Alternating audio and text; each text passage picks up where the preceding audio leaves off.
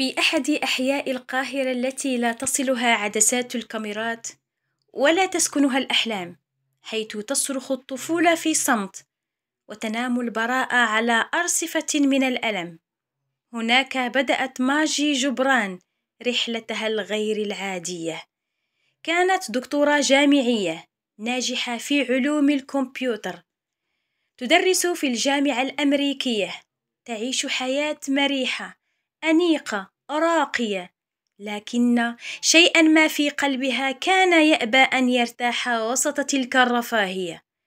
كانت تسمع نداء لا يسمعه سواها، نداء أطفال منسيين يعيشون في أماكن لا يراها أحد، أطفال حفاة جوعى منبوذين.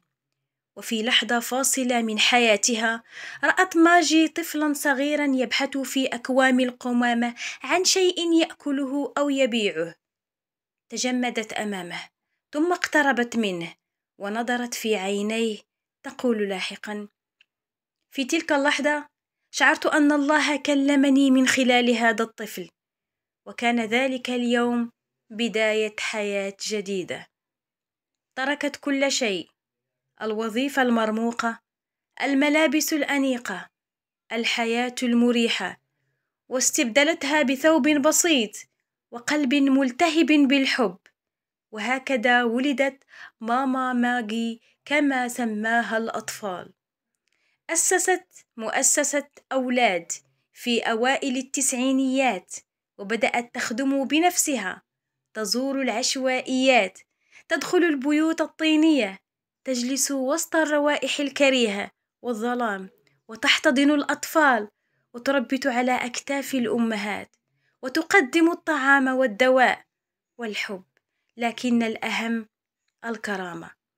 لم تكن تفرق بين دين وآخر، غني وفقير، كانت تخدم الإنسان لأنه إنسان، وتردد دائما: أنا لا أخدم الفقراء، أنا أخدم الله فيهم.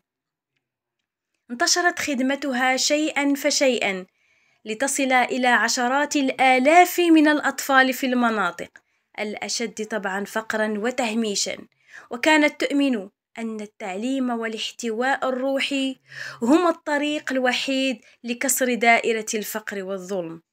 وفي عام 2020 وبينما كانت تعمل في صمت، جاء التقدير العالمي عندما رشحت رسميا لجائزة نوبل للسلام، لتصبح واحدة من القلائل في العالم العربي الذي حظوا بهذا التكريم المرموق. لم تفرح لنفسها، بل فرحت من أجل الأطفال الذين رأت في ترشيحها رسالة لهم: أنتم مهمون، العالم بدأ يراكم. ورغم كل ذلك لم تغير ترشيحات الجوائز في طبيعتها، فظلت تلبس الأبيض البسيط وتجلس على الأرض وسط الأطفال، وتمسح دموعهم وتربط الجروح وتمنحهم الأيمان بأن هناك من يهتم بهم.